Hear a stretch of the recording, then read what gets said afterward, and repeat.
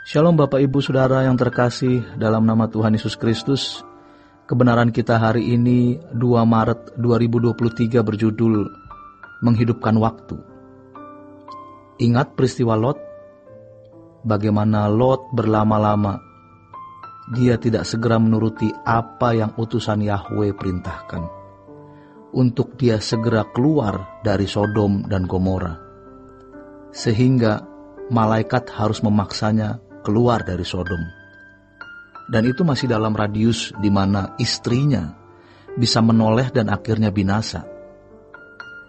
Belajar dari peristiwa Lot, kita dapati bahwa kalau kita tidak berkemas-kemas dengan benar, kita akan gagal fokus, sehingga kita gagal menyelamatkan diri dan gagal menyelamatkan orang lain. Kalau kita selalu memetakan hidup kita, hari ini mau kemana, melakukan apa, dengan siapa, berarti kita sedang belajar untuk tenggelam di hadirat Tuhan. Kita harus mempersiapkan diri untuk menjadi juru bicara Tuhan. Untuk itu, kita harus tenggelam di hadirat Tuhan. Tidak boleh melakukan hal yang tidak perlu kita lakukan, supaya dimanapun kita berada, kita bisa menghadirkan hadirat Tuhan. Maka kita harus memetakan waktu. Memetakan waktu saya dengan baik. Memetakan hidup saya dengan baik. Terlebih bagi para hamba Tuhan yang melayani di mimbar. Jangan melakukan hal-hal yang tidak membuat kita ada di hadirat Allah. Jangan menunda. Jangan berlama-lama hidup dalam sikap yang tidak berjaga-jaga dan tidak berkemas-kemas. Kita harus berani pamit dari teman-teman dan sahabat-sahabat yang tidak takut akan Tuhan. Mungkin kita tidak ucapkan, tapi hati kita yang pamit. Pamit terhadap tontonan-tontonan yang tidak perlu kita tonton. Pamit terhadap semua hal yang menyita waktu kita. Jangan sampai kita melakukan tindakan hanya karena kita mau mengisi waktu. Sebab sejatinya yang kita lakukan itu sebenarnya membunuh kita sendiri. Kita tidak boleh membunuh waktu dengan pekerjaan yang sia-sia. Tapi kita harus menghidupkan waktu, yaitu dengan mencari hadirat Tuhan, memiliki perasaan krisis terhadap diri sendiri, dan bagaimana mengalami perubahan. Kita harus memetakan hari hidup kita untuk hal yang benar-benar membangun iman. Dan jika kita melakukan itu, maka kita benar-benar akan memiliki perasaan cemas, perasaan krisis terhadap gelombang besar orang yang menuju kegelapan. Jika tidak, kita menyia-nyiakan kehidupan kita. Kita harus berani berbeda, nekat senekat-nekatnya, tanpa batas. Dan ini adalah persiapan untuk kita pulang ke surga. Kalau kita hidup di hadirat Allah, kita tidak takut menghadapi apapun, termasuk kematian. Kita harus segera memiliki langkah-langkah konkret, merespon dengan benar nasihat Tuhan ini. Jangan hanya setuju dan iya, tapi kita tidak melakukan apa-apa. Kita harus menemukan sukacita di hadirat Allah.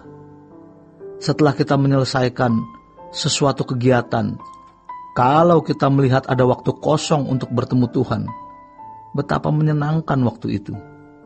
Dan betapa menyenangkannya hari-hari di mana kita bisa berdoa dan berpuasa. Mari kita hidup di hadirat Tuhan. Kita akan sangat menyesal ketika menutup mata, ternyata ada di luar hadirat Tuhan. Dan tidak mungkin dadakan kita lalu bisa pindah masuk ke hadirat Allah. Tidak bisa. Kalau kita ada di luar hadirat Allah, ketika kita masih hidup di bumi, padahal kita punya kesempatan untuk ada di hadirat Allah, namun kita tidak melakukannya, dan kita mati, kita tidak mungkin ada di hadirat Tuhan. Ini kesempatan yang sangat berharga. Orang bisa beli tiket mahal untuk sebuah tontonan, sebuah pertunjukan, bisa berharga puluhan juta, bahkan sampai ke luar negeri untuk menyaksikan pertunjukan itu. Berada di hadirat Tuhan itu harganya darah Yesus.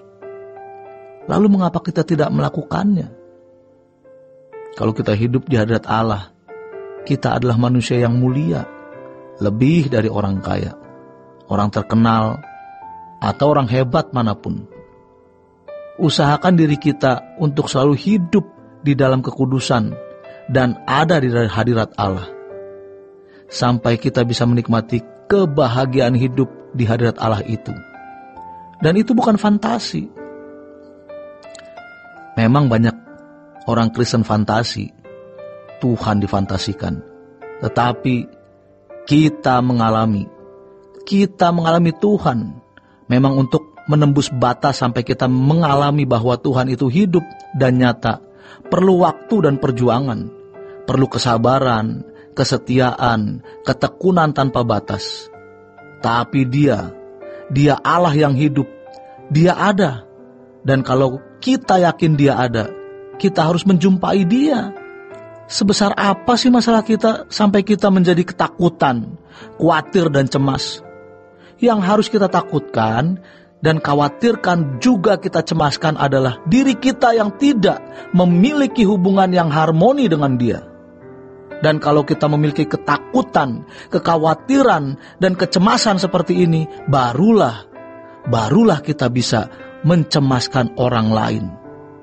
Merasa cemas dan khawatir untuk keselamatan jiwa orang lain. Lalu mengapa kita tidak mau mencari hadirat Allah? Hidup di dalam lingkungan atau lingkaran Tuhan. Mengapa kita tidak berjuang untuk itu? Ingat, kalau kita tidak hidup di hadirat Tuhan sejak di bumi, kita tidak akan hidup di hadirat Tuhan selama-lamanya. Maka jangan keluar dari hadirat Tuhan. Kalau kita hidup di hadirat Allah, Allah pelihara kita luar biasa.